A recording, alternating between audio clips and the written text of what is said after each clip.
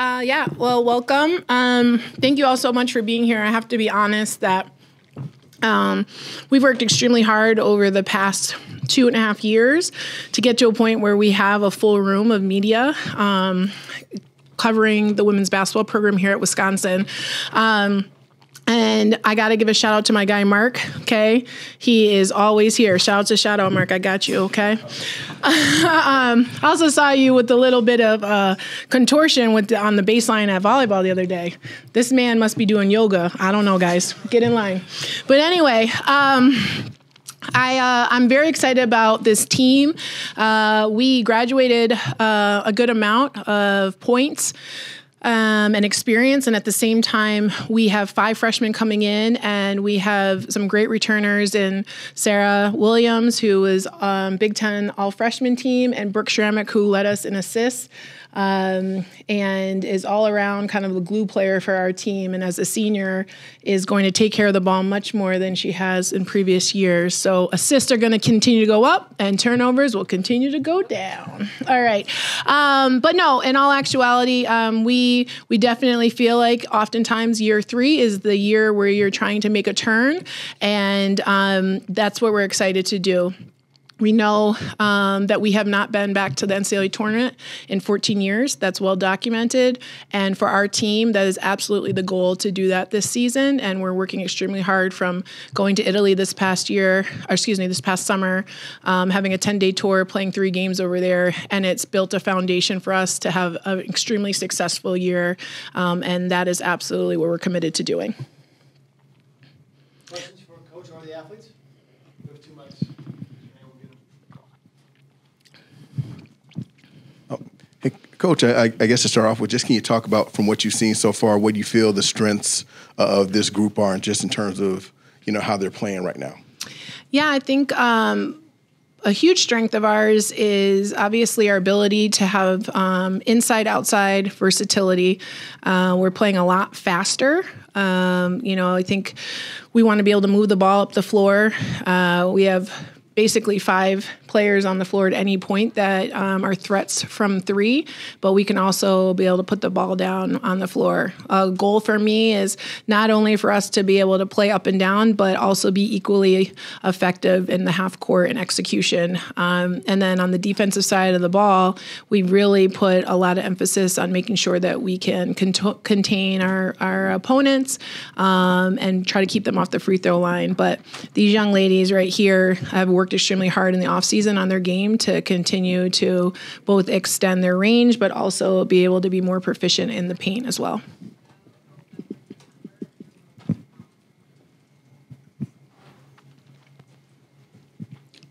Marisa, what have you seen from Serah in this offseason to maybe take her game to the next level, and kind of your expectations for her after her freshman year?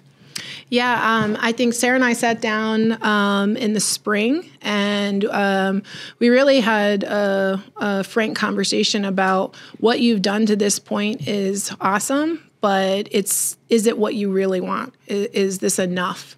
Or do you want something different? And if you want something different, then we're going to have to do something different. And, through the summer, and even when she went home for a little bit and came back, there's been a huge shift in her mentality from freshman year to sophomore year. I challenged all the players that they need to play older than they are right now because we are so young. So freshmen need to play like sophomores like juniors like seniors, and seniors, you have to play like you're a pro. Even if you have no aspirations to go on and play pro basketball, that's the type of kind of experience and the amount of minutes that our seniors have had. And so for Serah, we've talked about, the goal is to become an All-American. That is absolutely the goal. And it's a very viable option for her. But it doesn't just happen if you don't put in the work. And both in the weight room, getting in the gym on her own, getting in the gym with coaches, asking for more, watching film, she's really become a student of the game even more. And where probably as a freshman, she didn't want to hear it from me. So most of the time, she now is hungry, and she was always asking and understanding and making that eye contact and wanting to be coached. And there's a quote that says, good players want to be told that they're right. Great players want to be coached and corrected. And I think that she has the opportunity to be a great player because she wants to be coached.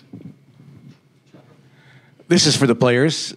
Coach Moseley talked about getting to the NCAA tournament in year 3. How do you guys think that you get there? What's the path to getting to the NCAA tournament? Yeah, I think it'll take every minute of every game. Like we speak all the time in practice about how we start our games. Start strong, finish strong the whole way. And that's just the only way it's going to happen, because what I've learned is that every game is going to be hard. No matter who we play, where we play, every game is going to be difficult. Yeah, kind of going off of what Serah said and what Coach is saying, we're a really young team, and I think some people think of that in a negative way, but I'm kind of looking at it more of a positive way. We want to play fast. We have younger bodies that can do more. We have people who are eager to learn and grow within the program, and we have really good leaders this year too. So working on starting practices stronger and then ending practices stronger, because then that will translate to the games, because we've struggled in the past with not having the strongest starts but then finishing super strong. So just making sure we're implementing that and during practice, and then it translates to the games. I think that could take us really far. Coach, you guys took a foreign tour in August. What for the student athletes also, but what were your biggest takeaways from that trip overall? And I'd like to hear from all three of you if you can. Yeah. I think for me, it was kind of a multifaceted hope that we would have like a lot of different outcomes. One, I wanted to obviously be able to see my team play games and see kind of different combinations, see how we reacted. We had 7 weeks of training, and that's with 4 freshmen on the floor. And so how do these new and older players kind of mesh together? The second kind of part of it was that I wanted them to be exposed to a completely different culture, because I think that we're educators. As coaches, we're educators, and it's our job to put them in positions and situations where they're outside of their comfort zone, and that they have respect and kind of experiences in a different country with different food, with different languages, art, culture, history, all of that. I think sometimes as Americans, we get very stuck in bubbles, and I think it's really important that we have this opportunity to expose them to a completely different way of living. And then the third part of it was the team camaraderie component. I really wanted this group, knowing that we were young and that we were, building this really strong core, that they had to be able to be really tight-knit off the court in order for that to translate on the court. And so this trip and the 7 weeks of summer school absolutely was able to hit that mark for us. I'm excited about us almost having a little bit of a head start going into this third year, and knowing, as we've mentioned, I don't know if you guys know that, but we're young. I'm just kidding. And so how do you kind of expedite that youth's development? Well, you have to put them in situations that they've never been in before, and then they get more comfortable with it, and then it's not so new anymore. Yeah, Italy was very fun. Like, we all got along very well. I've never played on a team that gelled like that well so early. Like the younger guys from the older guys. It was just, no matter where we were, who we were with, which players, like, we did different things, and we were all able to do that no matter, like, what it was. So that was really fun to just see and feel, like, the actual, like, what's the word? The genuineness, right? Genuinity? That's the word? No? Genuineness? Genuineness, yeah. Genuineness of, like, our actual connections.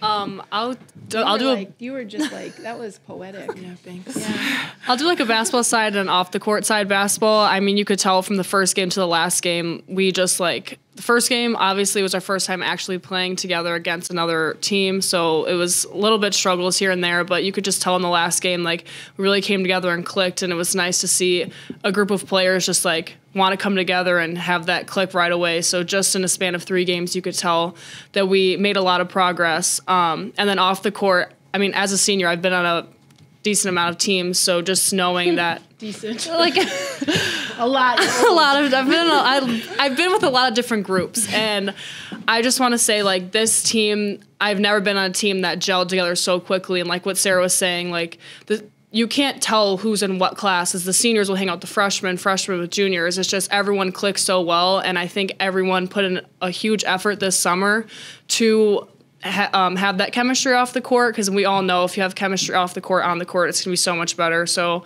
I'm really proud of this team for putting in such an effort, because now it's just like not even like formal. It's just like very casual and normal to do the stuff as a whole team together, or like being like, wait, why isn't this person here? Where's this person? So it's very natural now as a team, which is going to help us a lot in the long run.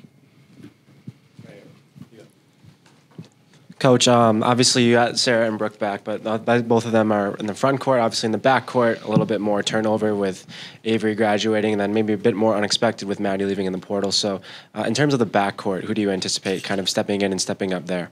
That's a setup. I think from Italy, we've seen some different players step up, whether that's Natalie Leitzinger and Ronnie Porter and Sanaya Copeland, freshman Diana Jimenez. So I think that, what's really great is I'm an equal opportunity coach.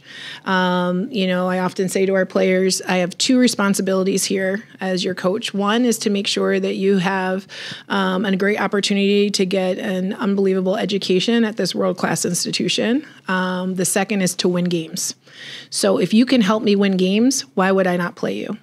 So they get an opportunity to compete every day to try to get that playing time. We don't have anything carved out just yet, but what I am excited about is that we have more depth in those spots. And the way that we're playing this year, a lot more people have the ability to help impact the team. And so we don't necessarily have to have one or two people dominate the ball. We have that versatility where we can move it around more. Coach, I remember last year during during media day, you were asked about your freshmen, and it was clear that you were excited about what Serah was doing at that point. Do you think it was a good call? Yeah, you did. Yeah, all right. okay. You had an eye for talent there. Thanks, thank you. With this year's group, I guess I'm wondering early on, has there been someone that either maybe they're just off to a great start, or they've just really kind of taken the opportunity and running with it to this point? The reason why I hesitate is because on any given day, one of our 5 freshmen does something that excites me. So there isn't just one, which is really, if I'm doing my job well and my coaches are doing their job well, we're getting more than 1 or 2 kids in a class that are really kind of like special.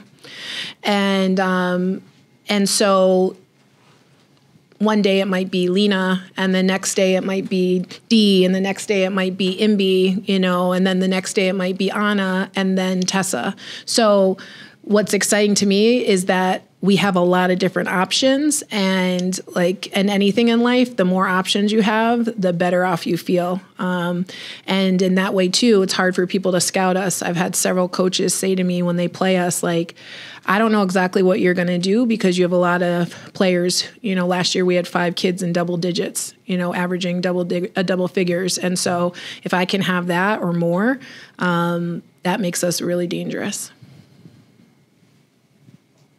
I had another question if no one else does. All right, it's on you, Mark. Yeah. I also want to kind of check on, how's Hallie? What is she able to do at this point? And, well, I guess let's just leave it there. Let's leave it there. Really excited with Hallie's development. For those of you who are not familiar, Hallie Douglas tore ACL last year. She is right on track as far as her, her rehab. She's straight line running. She's able to get in some parts of practice now without contact, and she's just been doing a great job. She hit a game winner today. Nobody was guarding her, but that's because she's not supposed to have any defense, but it was still nonetheless exciting. But no, she's been a warrior through this whole process, and her teammates have really continued to show up and support her, and she's been a phenomenal teammate throughout this process as well, and she's just chomping at the bit to get back. And Guys, Mark's again. Okay. And I mean, He was going to call me later, but we wanted to do it in front of the cameras. I guess also in terms of timeline, I assume are you hoping, is there a good chance she'll be back? What's the timeline in terms of her possibly being able to, play? Without like being, as much as I feel like I could be a doctor because I'm pretty smart.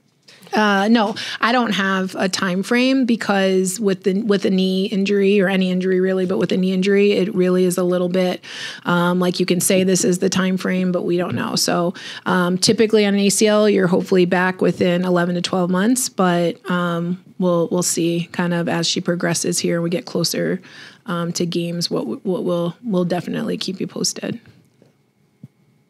Anything further for Coach the athletes? Mark, you got one? Yeah. Yes.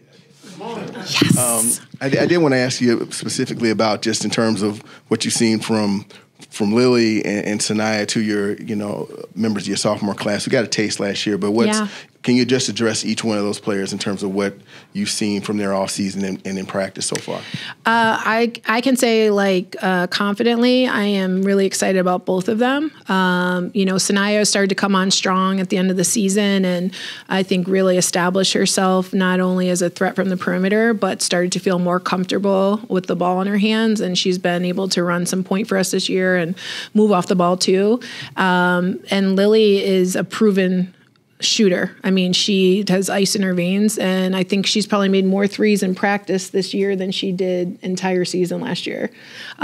She's confident. She knows what her role is, and she has fully embraced it. And so it's exciting to see her step onto the court. She has one of the highest IQs of a kid that I've coached. And so it's fun to be able to see her continue to, impact the team and in a positive way. And sometimes as freshmen, and sophomores and juniors, your career can go in a lot of different paths. And for her, I think she needed last year to kind of figure out how to settle in. And I'm excited for her sophomore year for both of them.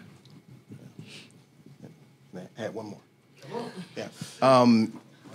As far as captains, we have till 3:50, so you have 5 minutes. Oh, okay. Right? Yeah, as long as you want. Let's go. Who else has questions in the back? No, Mark, please. Get my questions all out the way. Captains, have you figured that out yet? And if so, who are they? I'm actually not going to do captains this year. And the reason why is I think that I want our leaders to lead. And I think sometimes when you have a title, that doesn't necessarily mean you're a great leader. And I don't think you need a title to be have captain type of duties. So I think we have some great leaders on our team, and I'm not going to do it this year. And I'm going to see who really rises to the occasion, and maybe I'll revisit it next year. But this year, this group, we need everybody to lead in different ways on different nights. Have you ever done that before? Yeah. Well, I guess, was it here, obviously, or was it I did. Boston? My first year, I didn't have captains. My first year at Boston, I didn't have captains because I didn't really know the kids. So it didn't make sense to all of a sudden just come in and name people as captains. My second year, both at Boston and here, I did a pretty extensive process for captains where I was really trying to help them understand how to be interview, and they had to apply for the job, and they had to give me a resume and all of these things. And although that was a phenomenal experience, I think, for them, right? Yeah. Okay. Some of these guys have never put a resume together, or a cover letter or anything like that. So I wanted them to go through that process. But in the end, I felt like it was more in name than in action. And to me, I don't want to do anything that's not isn't fruitful.